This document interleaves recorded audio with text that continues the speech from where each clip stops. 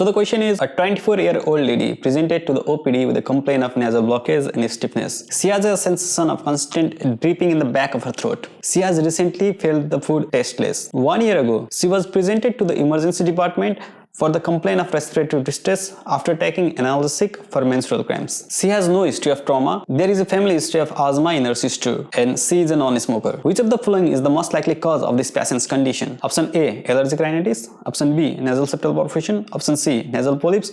Or option D, nasal angiofibroma. Okay, you may pause the video and think about the answer. Then let's go through all the options. If you go through the history and look at the findings, she has the history of congestion, blockage in the nose, congestion, and she has recently felt the food tasteless and dripping in the back of her throat. So all of these can be seen in allergic rhinitis.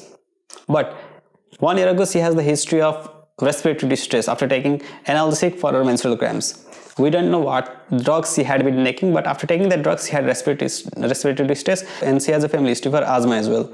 So she is probably genetically predisposed to asthma. So allergic rhinitis could be one answer, but respiratory exacerbation after NSAIDs probably is related to something like aspirin exacerbated respiratory distress or aspirin-induced asthma, which I have discussed about in my previous video. What happens is that in aspirin exacerbated asthma, the use of NSAIDs exacerbates bronchospasm and induces asthma.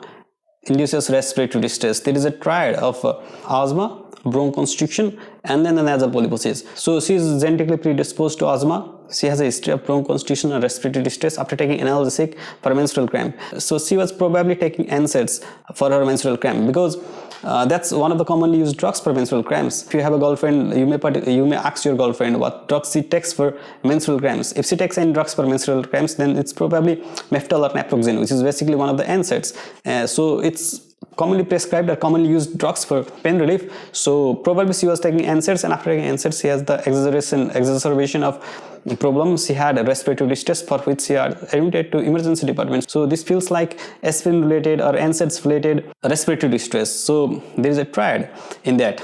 Asthma, she is genetically predisposed. Bronchoconstriction, she was presented with respiratory distress. Probably there was bronchoconstriction and respiratory distress. And the third association is nasal polyposis. So probably she had nasal polyp. Now that's the triad.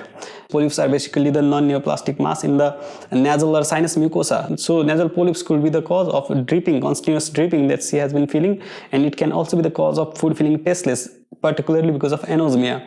The difference between allergic rhinitis and aspirin exacerbated respiratory distress leading to nasal polyp is that allergic rhinitis is IG mediated. That's a true allergy, but aspirin exacerbated respiratory distress is not a true allergy. It's not IG mediated. It's mediated by leukotrienes. That's hypothesized. How leukotrienes causes this is something that I have described in my previous video. You may check that out. Now the third option, nasal septal perforation. Nasal septal perforation can present with blockage, congestion, but it most likely presents with something like bleeding. We do not have any history of bleeding, and nasal septal perforation is associated with something like recent trauma or surgery, use of cocaine, but she is a non-smoker, so this is a bit unlikely.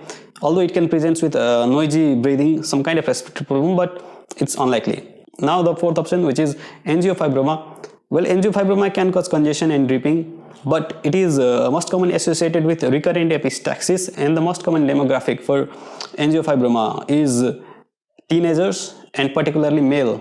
She is a female, so angiofibroma is also unlikely. So allergic rhinitis and nasal polyps could be the true answer, but the answer looks more convincing for the nasal polyps, as it looks the case of aspirin exacerbated or NSAIDs exacerbated respiratory distress because of history 1 year back, and that could progress to nasal polyps. In fact, 37% of the people with aspirin susceptibility develops nasal polyps. So this could be the case of nasal polyps. So that is probably the likely cause.